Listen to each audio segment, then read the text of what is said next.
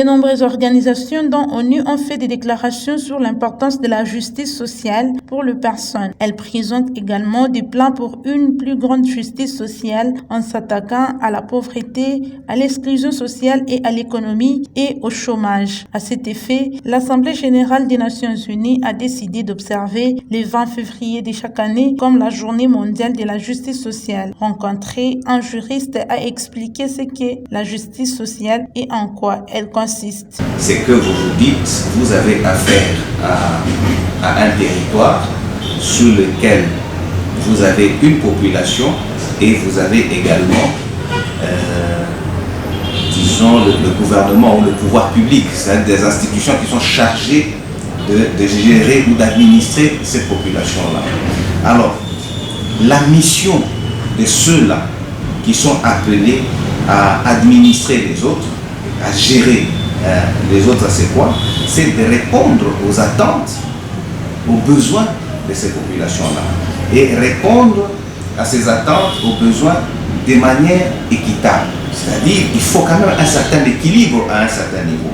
Je ne veux pas dire qu'ici, il y aura une égalité parfaite en termes de traitement. Bon, peut-être si vous avez des catégories, supposez que vous soyez tous d'une même catégorie, ce que l'on veut c'est quoi?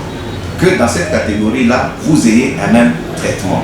Mais s'il y a, et ça c'est normal, on peut toujours avoir des différences au niveau des catégories sociales. Hein? Donc si vous prenez, bon, je peux dire, un chef de l'État, est-ce qu'il sera traité de la même manière qu'un huissier? Non. Donc ça c'est une différence qui est déjà admise au niveau de la société.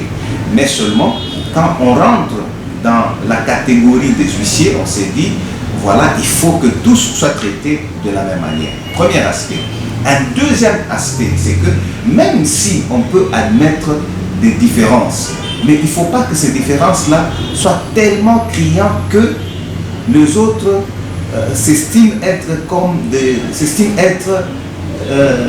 des sous-hommes par rapport aux uns.